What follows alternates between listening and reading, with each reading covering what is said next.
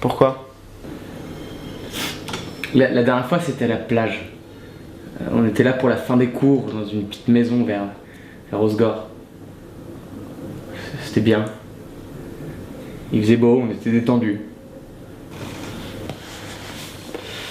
On a toujours été proches. Mais ça déconnait au fil du temps, enfin... Ouais, non, c'est maintenant que ça déconne. Je sais pas trop pourquoi. En même temps, ce qui est sûr, c'est que ce départ aide pas.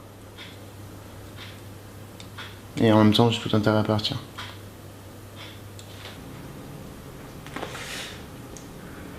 C'était un bel été.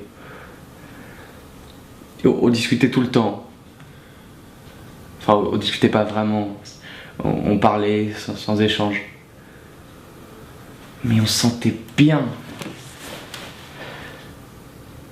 Je suis pas sûr qu'il y en ait d'autres. Je pars pas parce que je dois le faire, je pars pas comme ça pour rien. Je pars pas pour fuir, ou encore moins pour le fuir ou autre chose. Je pars plutôt pour travailler, pour voyager, pour faire ma vie, quoi. C'est décevant qu'ils partent. Et ça sert à rien de faire le beau en Chili, en Bolivie, je ne sais rien, je m'en fous. Parfois j'espère qu'il n'y en aura plus d'été. L'été dernier, on était dans une petite maison grise. Pas très jolie, mais elle donnait sur l'océan. Le soir, tout était bleu, comme dans les églises avec les grandes fenêtres. Et il y a eu quelque chose. On l'avait amené avec nous, hein, notre bordel émotionnel, nos espoirs enfantins, nos aventures bancales. Mais à deux, tous les deux, tout ça, cette merde, enfin ce qui animait pourtant nos vies à ce moment-là, s'est évanoui. Plus de lutte amoureuse, de sentiments cachés. Pas de femmes, presque pas de livres, et pas mal de musique. Des soirées super longues, des litres et des litres à plus savoir que ressentir. Et du coup, j'étais très troublé par la situation, quoi. On était là en tant qu'amis et...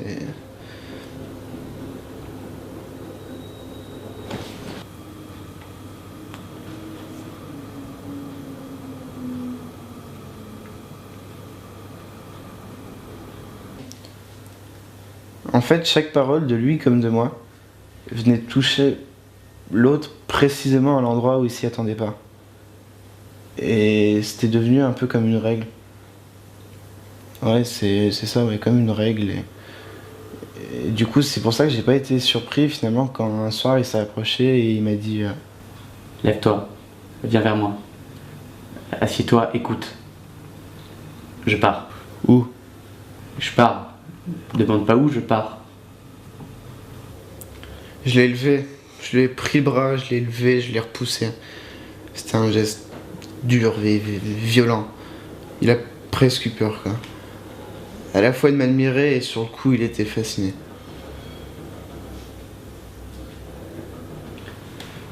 À partir de ce moment, je ne pouvais plus aller nulle part. Il était hors de question que je parte. Il aimait une chanson et on s'est tu. En un geste, il avait scellé notre sort. Et on serait tous les deux, rien que tous les deux pour plusieurs jours. Et à rien ni personne n'y changerait quelque chose.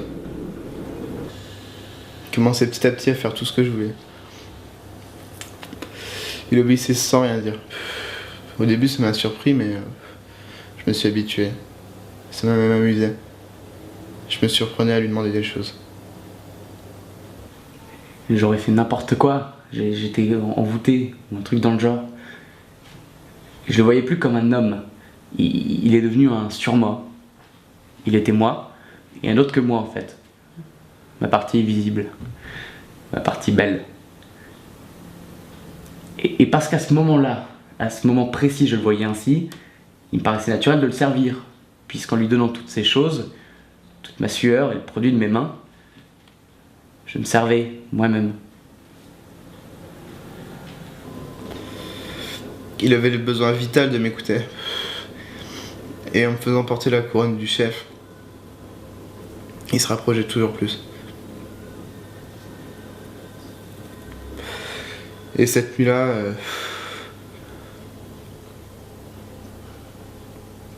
Ouais, non. Il y a eu une nuit, puis plusieurs, toutes les mêmes, sans qu'on comprenne vraiment ce qui se passe au début.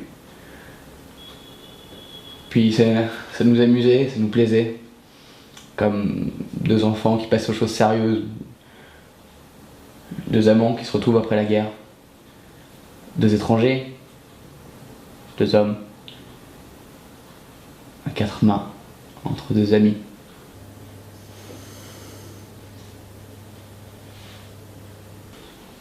Les réveils étaient simples. Ils parlaient de tout, sauf de ce qui était arrivé. Et moi, j'écoutais rien du reste. Je guettais ses regards sur mon torse. Et ça m'occupait jusqu'au repas. Il est à moi. Et moi, je suis pas grand chose. Et puis de toute façon, moi je m'en vais.